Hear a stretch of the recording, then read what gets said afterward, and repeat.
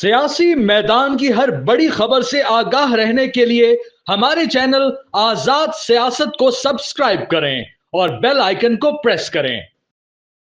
देखिए, जुनैद अकबर साहब के कमान बदलने से कितना कामयाब रहे हैं और कितना नहीं रहे।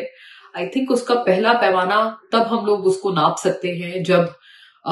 इस्लामाबाद अगर वो लोग आते हैं एहतजाज के लिए या केपी से बाहर निकलते हैं एहतजाज के लिए, तो आई थिंक वो एक बेहतर पैरामीटर होगा टू जज कि जुनैद अकबर साहब वर्सेस गंडापुर साहब सूबाई सदर के तौर पर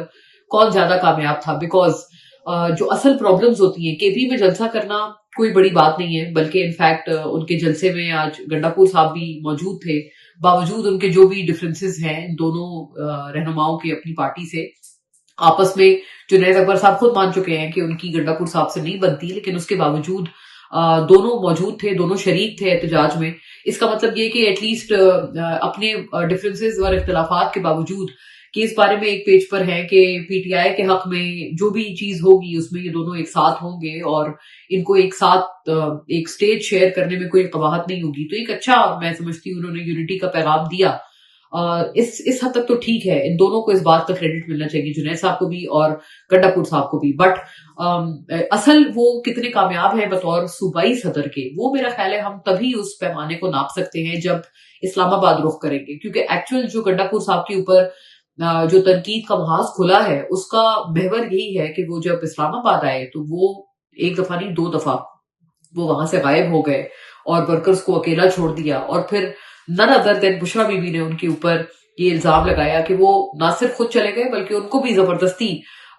उठा के ले गए और ऐसा एक इम्प्रेशन दिया कारकुनान को कि जैसे लीडरशिप जो है वो कारकुनान को तनहा छोड़कर चली गई मुश्किल वक्त में। तो गोया ये कि जुनैद अकबर साहब ऐसा नहीं करेंगे या उनके होते हुए जो एमएनएज वगैरह हैं, एमपीएज हैं, वो शामिल रहेंगे एहतजाजों में और वो कहीं नहीं जाएंगे। इस बात का इंश्योर होना, आई थिंक ये कितना हो पाएगा कितना नहीं हो पाएगा जब एंड ओनली इफ ये इस्लामाबाद आते हैं। गोया ये जुनैद साहब ने ये कहा जरूर है कि अब हम इस्लामाबाद का रुख करने वाले हैं जल्दी। कब करेंगे, टाइम क्या है, क्या टाइमलाइंस है उसकी, उस बारे में कोई क्लैरिटी फिलहाल नहीं है। बट आई थिंक जो दोनों में फर्क है, आई से दैट अगेन, उसका हम लोग असेस तभी कर सकते हैं उस चीज को कि जुनैद साहब वर्सेस गंडापुर साहब as the provincial head of PTI कौन ज्यादा कामयाब है। उसका पैमाना हम तभी नाप सकते हैं जब इस्लामाबाद ये लोग आते हैं एहतजाज के लिए। खान साहब ने जो खत लिखा है आर्मी चीफ को, मैं ये कहना चाहती हूँ कि उसका जवाब तो आना बहुत मुश्किल है, क्योंकि ये बात मैंने पहले भी की है कि जो एस्टेब्लिशमेंट का स्टांस है रिगार्डिंग इमरान खान साहब वो बिल्कुल भी तब्दील नहीं हुआ, बल्कि आई वुड से कि शायद और ज्यादा वो लोग अपनी बात पे एक पक्के हो गए हैं और कायम हो गए हैं कि हम लोग किसी तरह का कोई डिक्टेशन या किसी तरह का कोई प्रेशर नहीं लेंगे और जो हम लोग जो यहाँ कर रहे हैं हमारे मामलात में और हमारे अंदरूनी मामलात में कोई भी दखल ना दे। तो मैंने ये बात पहले भी की है कि ये एस्टेब्लिशमेंट का जो ये एक इरादा था, ये मुझे तो इसमें और ज्यादा पुख्तगी और ज्यादा इसमें एक फर्मनेस नजर आती है। इसमें मैं नहीं समझती कि कोई जवाब आएगा और मुझे लगता है कि वही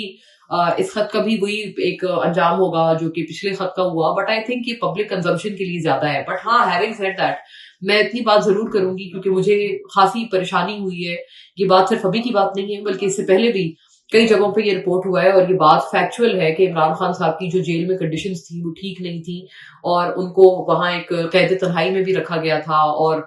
उनके जो जेल में प्रोविजंस भी उनके पास थे वो ठीक नहीं थे, हीटर नहीं था, बहुत सारी चीजें उन्होंने सख्त सर्दी भी गुजारी है। सो आई थिंक ये जो चीजें हैं ये उनकी जो एंटाइटलमेंट है while he is in prison, ये उसकी भी खिलाफ वर्जी है। इन चीजों को फौरी तौर पे एड्रेस होना चाहिए और ये एक मैटर ऑफ कंसर्न है। देखें, ये खत, इसका जवाब आना ना आना, वहां से क्या इसका रिप्लाई आता है क्या नहीं आता, ये बिल्कुल एक अलहदा गुफ्तगू है, एक अलहदा बहस है। बट आई थिंक जो उस खत में ये वाली जो उसके कंटेंट्स हैं जो एटलीस्ट उन्होंने एक्स पे या फॉर्मर ट्विटर पे डाले हैं वो परेशान कुन हैं और वो किसी के लिए भी परेशान कुन होने चाहिए। मतलब इसमें कोई इख्तिलाफ नहीं है इस बात में कि he is the former prime minister और वो अगर इस वक्त जेल में हैं तो जो भी उनकी एंटाइटलमेंट है उनको उससे डिप्राइव नहीं करना चाहिए। सो आई थिंक ये जो खत में जो ये वाले कॉन्टेंट्स हैं ये मेरे लिए परेशानी का बायस है। किसी किसी के लिए भी होने चाहिए, इनको एड्रेस करना चाहिए, इनको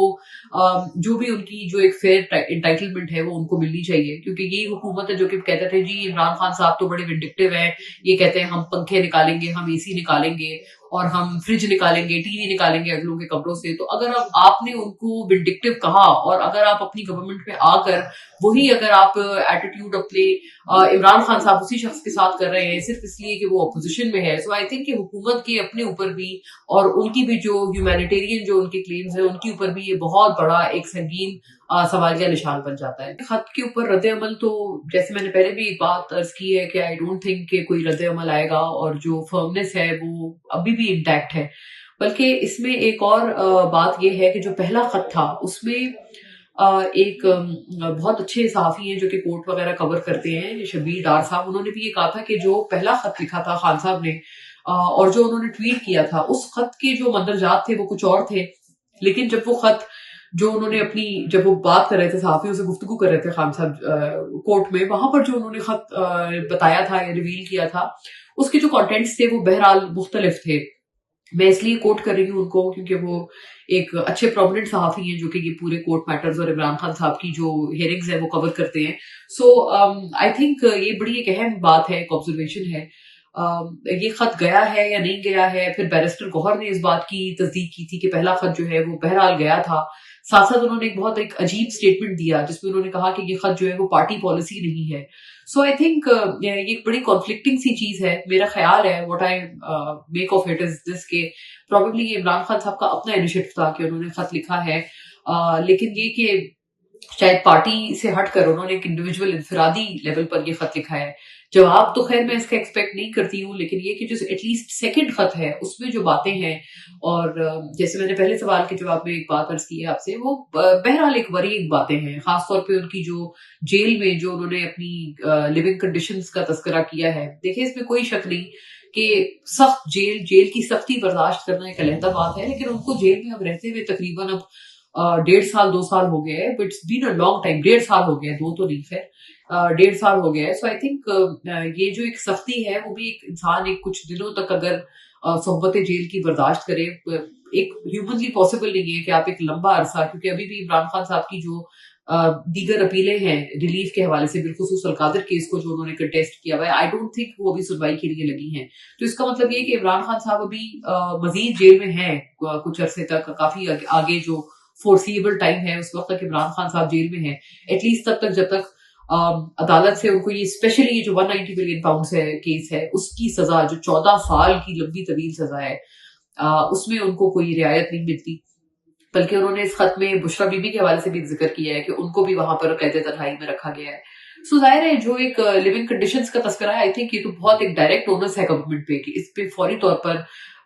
इन शिकायत का अजाला करें और इनको एड्रेस करें और जो भी उनकी एंटाइटलमेंट है, उनकी अहलिया की एंटाइटलमेंट है उसको पूरा करें। अगर ये लोग जो है माजी में खुद कहते रहे कि हम बहुत मजलूम रहे हैं और जुल्म का शिकार रहे हैं इमरान खान साहब के दौर में अदवार में, so I think they should be the first ones के उनको उनकी बिल्कुल एन एंटाइटलमेंट के मुताबिक ही इमरान खान साहब को फैसिलिटेट किया जाए।